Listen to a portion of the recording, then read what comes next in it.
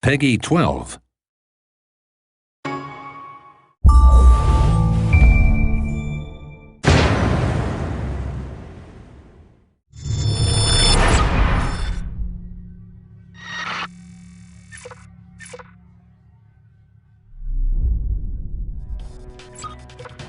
Hello, I'm Julian Gollop. Welcome to the Ghost Recon Shadow Wars gameplay video 1. I'm going to take you through one of the missions later in the game. We've got two ghosts in this mission. First one is Banshee. She's a Recon class.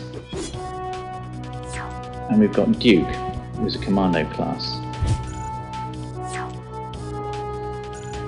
Our objective is to get to this door in the end of the corridor here and open it.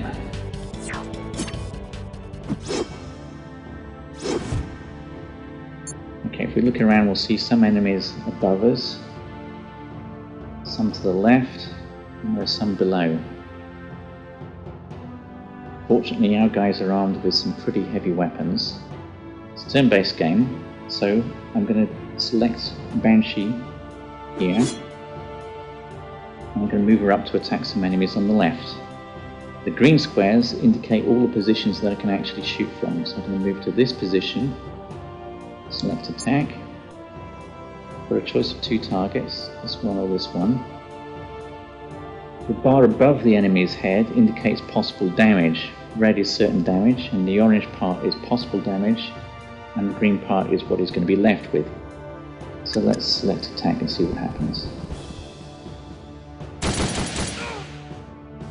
Okay, he's taken 12 hit points damage, he's half dead. Banshee has finished moving, so I'm going to move over and select Duke. Again, the green squares show where I can attack from. I'm going to bring Duke up near to Banshee. Select attack. Now, if I select this target, there's a possibility that I'm going to kill him. The orange part of the bar above the enemy's head indicates possible damage, so he may stay alive. This guy I don't stand a chance of killing. The red lines indicate possible return fire. I'll show you what that means in a bit. Let's just go ahead and attack with Duke. Unfortunately the enemy remained alive, and I got return fire from both of them. This is very important tactically to take into account return fire when you're attacking. At the moment it doesn't matter too much because my guys are very tough, and Duke is taking just a little bit of damage. Banshee nothing yet. So let's end the turn and see what the enemies are going to do.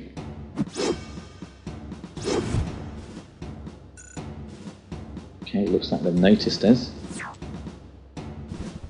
A couple of enemy assault troops moving up next to the turrets.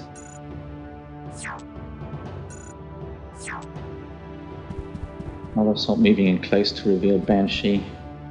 The other one attacking Banshee. Normally Banshee cannot be attacked directly because of her camouflage, but if an enemy moves next to her, she becomes revealed. Okay, we've got the gunner drones moving up to the south. Enemy commando. And above us again another enemy commando unit. Some assaults. Here we've got two melee drones which are very nasty in close combat, so we don't want to let these guys get next to us. And finally we've got one more assault over to the left. Basically, we're surrounded.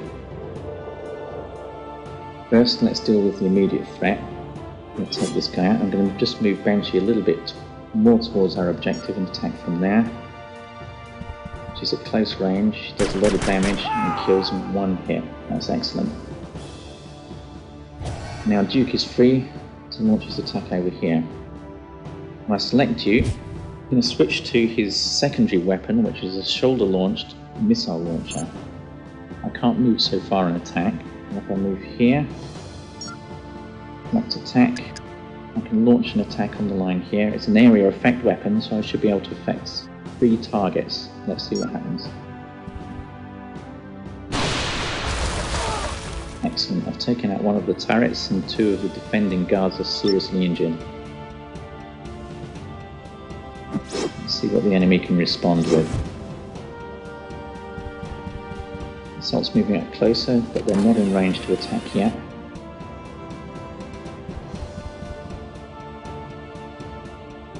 But here we've got an enemy commando unit also equipped with missiles, and he manages to get us. The enemy melee drones closing up very fast, they're quite rapid.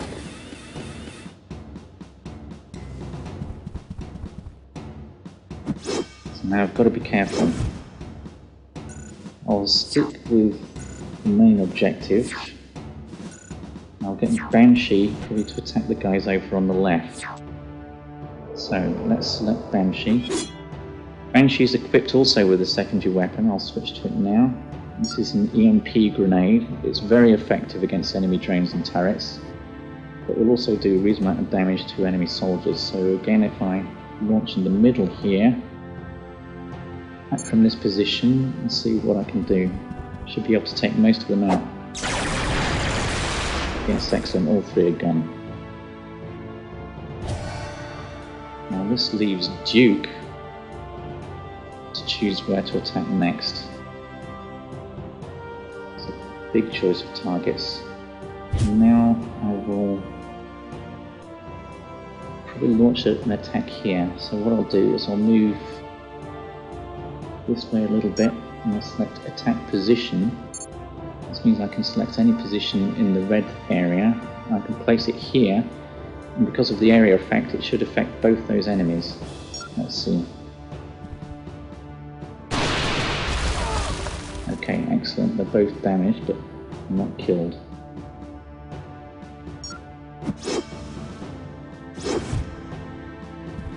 Finally, an enemy assault's got up onto the main passage. We'll exchange of fire there. Gunner drone, which is quite nasty, is approaching rapidly. Another enemy commando with a missile launcher.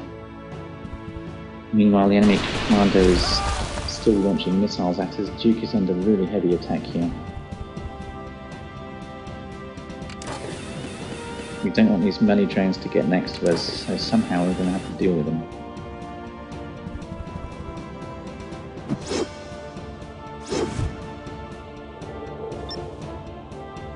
Unfortunately, Duke is now powered up. Whenever you attack an enemy or kill him, you get some power points. If you look at the blue bar on the bottom left, you'll see it's at 100%. So I'm going to make good use of my power attack. Let's select Duke first. I'm going to launch the power attack into the middle of these guys here. If I move the camera a little bit, you can see they're reasonably well bunched up. And get some return fire from that position. Maybe I can move here, I won't get any return fire. Now I'm going to select Wide Impact, which is Duke's power attack. This immediately extends the area of effect, and it will also do more damage, so I should be able to do quite a lot here. Let's see. So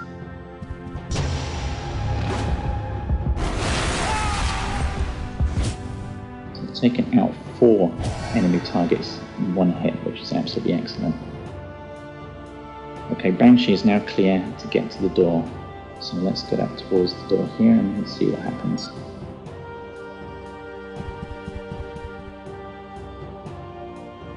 Oh dear, on the other side of the door we've got a whole load of trouble, a lot of enemy drones.